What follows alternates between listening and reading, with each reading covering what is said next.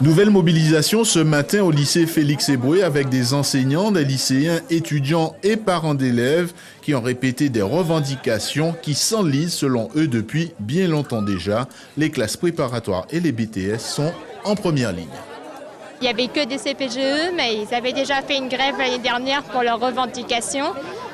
Ce jour-là, on leur avait promis qu'il y aurait des changements et que tout irait bien à la rentrée. Et là, on fait notre rentrée en septembre, là, et on nous dit que non, finalement, rien n'a été réglé. On a fait le choix de rester en Guyane au lieu de partir. Et on se rend compte au début de l'année que tout ce qui nous a été promis nous est refusé et supprimé. On vient d'apprendre une nouvelle comme quoi il n'y a que 5 élèves en classe préparatoire et que tous les autres n'ont pas été inscrits. Et les seuls inscrits dans cette filière sont ceux qui étaient déjà présents l'année dernière en terminale. Donc c'est inadmissible. Une coordination de parents d'élèves monte au créneau pour exprimer ses craintes quant au devenir des enfants. En tant que parent, je suis directement impliquée. Lorsque je demande des réponses au rectorat et à la proviseure, je n'ai pas les bonnes réponses. Je fais des promesses et rien ne se passe. Je me suis rendu compte que finalement, tout l'établissement est concerné. Le lycée souffrirait d'un manque d'organisation, de difficultés liées aux emplois du temps et aux moyens avec un effet direct sur la qualité de l'enseignement et des résultats.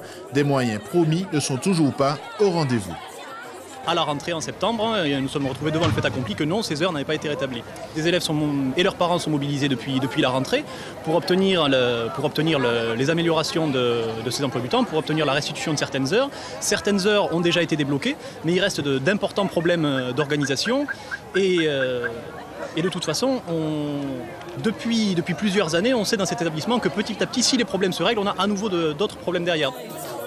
Les jeunes grévistes et leurs parents veulent des solutions pérennes et des réponses. La direction n'a pas souhaité répondre à nos questions. La mobilisation pourrait durer compte tenu de la colère et de l'exaspération des jeunes et des enseignants. Suivez l'info sur Guyana Première, télé, radio et Internet.